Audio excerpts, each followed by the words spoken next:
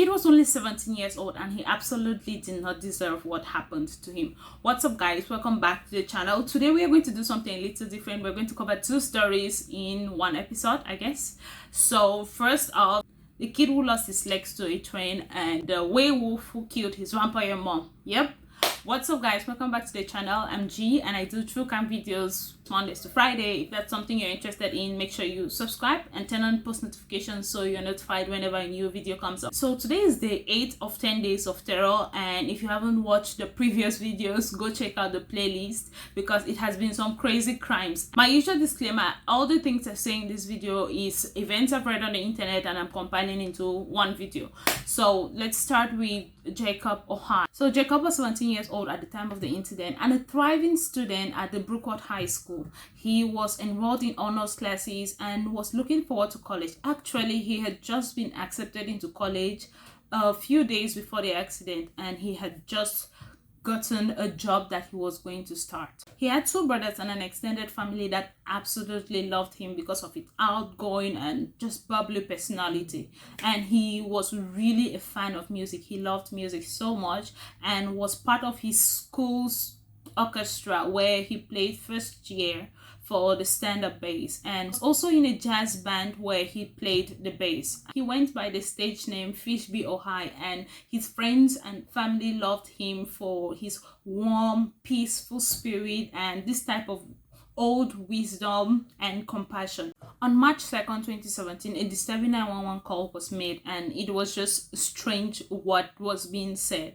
A distressed, I wouldn't even say distressed, a calm voice just told the dispatcher that he had been hit by a train, which is crazy. The caller sounded so calm and quiet. The dispatcher was even disturbed, like, "Are you okay?" And he was just like, I think I've been hit by a train. So it was just crazy how calm he was, which clearly showed the amount of shock that he was in. Like, it was unreal and he did not know what was happening. And when the dispatcher inquired more, he just said, like, "Where are you hurt? Where, like, what's happening?" And he said he feels like, in a really calm voice, "I think it cut my legs off." And it's not something you're going to be told, "Hi, I think my leg was cut off," but that was exactly how he sounded. So they tried to keep him calm until help arrived. This was the call that was made. 911, the location of your emergency.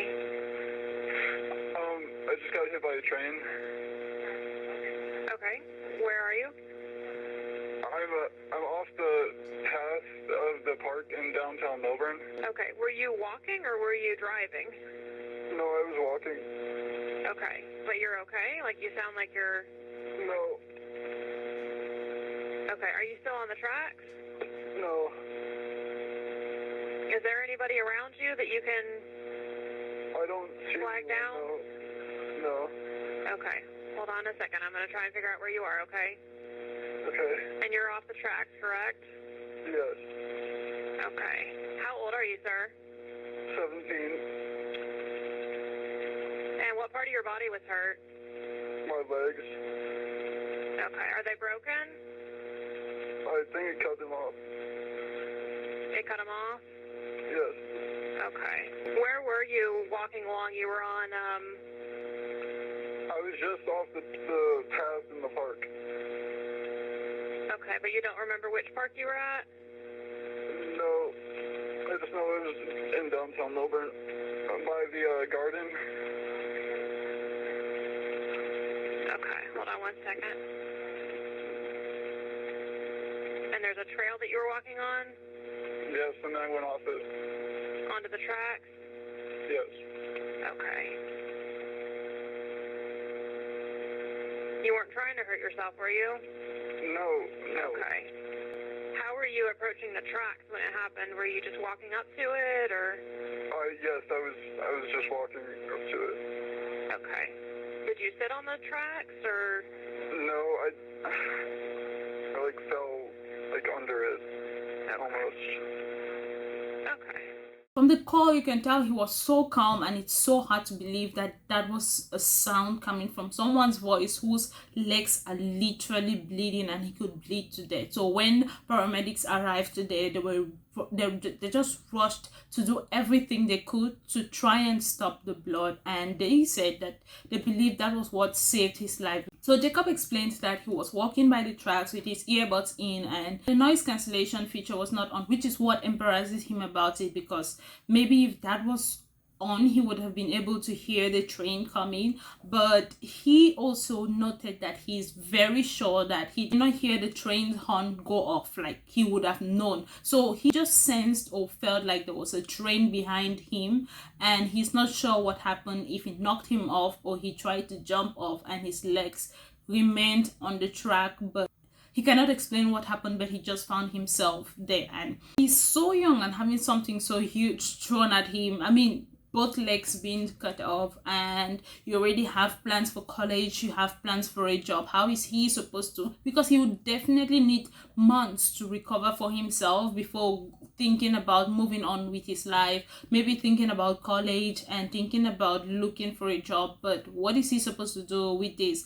But Jacob says that he did not hear the train operators try to put like the brakes on. So even though he had his earbuds in, the fault was not just his. Let's talk about the train, those operating the train.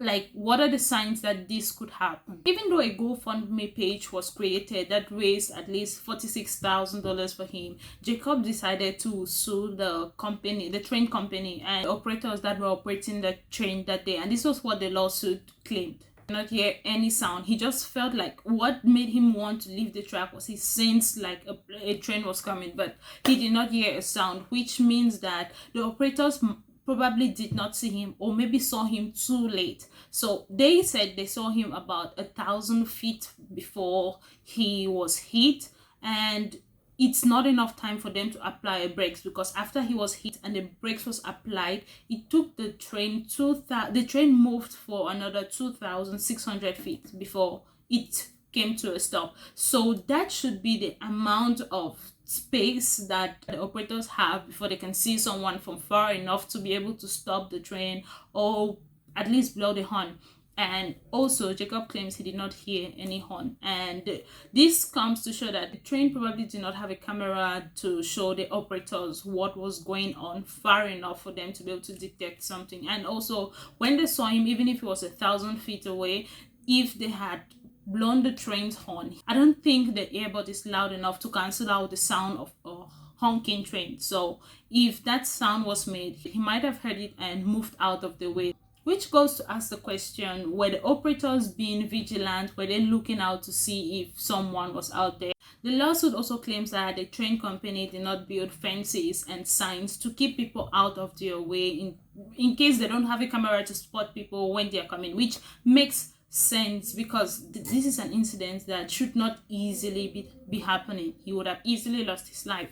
And they were claiming $200,000 for medical fees because first they are going to have to try to get him prosthetics. First off, he'll have to go through operations to kind of clean up the wounds, and then he'll need prosthetics and custom-made prosthetics that will ease his movement around, and he will need a wheelchair. His house is going to be remodified for a wheelchair, and the family actually came out to write that they are not gold diggers and they're not just trying to make money out of this situation, but all of their lives are going to change because of this, because now he will need to be taken care of, and his plans are already just what happens to them. I found this Facebook post that his mom posted in April after he was able to go home. He was so happy to be able to sleep in his own bed and be able to eat homemade food, and his mom was leaving the room and made him promise that he will call her in case he needed anything, because he's those type of people that just want to be able to take care of themselves and will not want to bother people, which is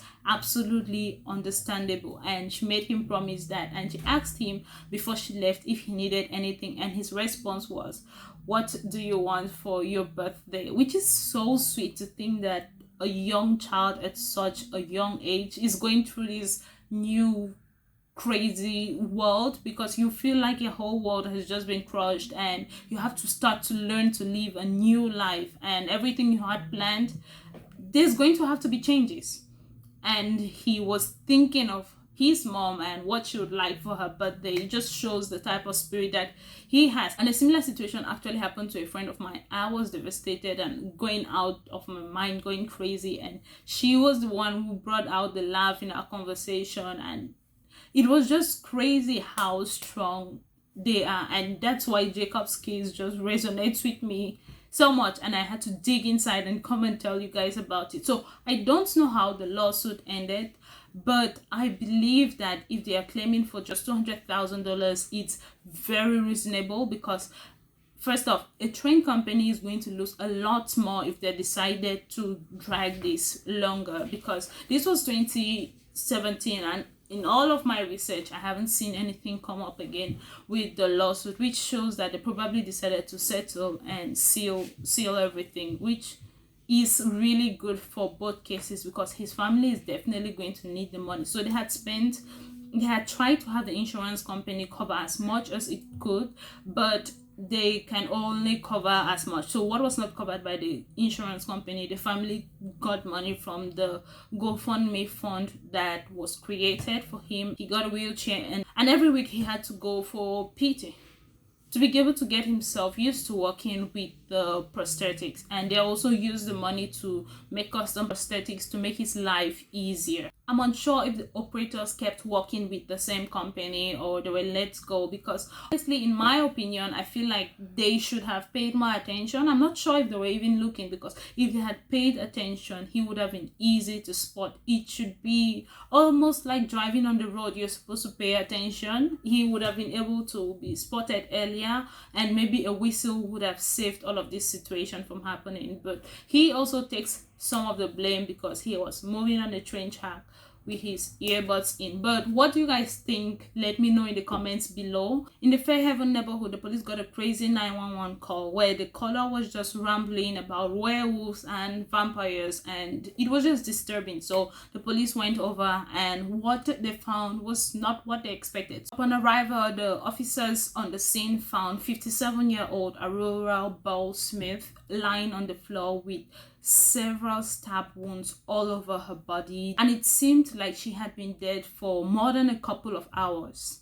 As the police kept searching, they moved upstairs and they found Shane Smith in the bedroom, 29 years old, who confessed to having stabbed his mom, because he seriously believed his mom was a vampire and he was a werewolf, so he had stabbed her. So it's not sure why he did it. People were not sure if it was because of a sexual motive, or they have no idea, because he looked a little bit out of it. Her body was examined, and after the autopsy, it showed that she had suffered a lot of stab wounds. Some of them were like defensive wounds over her fingers and her arms and her elbows, and it showed like she was trying to defend herself from a really large kitchen knife. And it seemed she had been dead for over half a day before the police was called. So the guy literally stabbed her and stayed there with her, probably thinking of what he has done, or was not sure if he should call the police, and was just lost for hours before calling the police. Immediately, the police arrested him under suspicions of second-degree murder armed with a deadly weapon. And because of what he was saying and was just rambling about, they felt like maybe it was a sexually motivated reason. But more autopsy needed to be done to be able to prove that. But the crazy part is, just 3 days before this happened, he had just come back from a hospital where he had been treated for psychosis because he had been taking a lot of meth. Now, the hospital could confirm that he had been treated there on March 2nd, but they could not release more information on specifics concerning his case because of doctor-patient confidentiality. But they did say that they receive people there and treat them, because it can be some sort of negligence on the hospital's part for letting him go when he was still in an unstable condition. As such, the hospital confirmed that they can only keep the person there for hours and make sure that the drugs are out of their system until their drug test comes back negative, and make sure that the drugs are out of the system, and then check if the person has some underlying mental health conditions. And in this case, the hospital seemed to have done their job. And this guy had just moved in with his mother because he had broken up with his wife. But it's absolutely understandable, because who is going to want to stay with someone who does not seem to get his stuff together? And his mom had done nothing but care for him since he arrived. And it's just so sad that she gets killed by him for being nothing but a good mother. When they went to court, Chainsmith pled insanity, which makes sense because that's the very definition of insanity in this case. And he was just sent to a psychiatric hospital because that's the only place where he was going to get help, and he was going to be there indefinitely. I hope he never leaves, because the mom's life was taken away, and I do hope that he gets better from that. If you're interested in knowing the story of the lady who killed a man, skinned him, made really crispy steak out of his flesh and fed it to his kids, check this video. And that was it for me today, guys. Make sure you like, subscribe, and turn on post notifications, so whenever a true crime story is uploaded, you are going to be informed. Remember to be the best version of yourself, and see you tomorrow with another video just like this. Goodbye.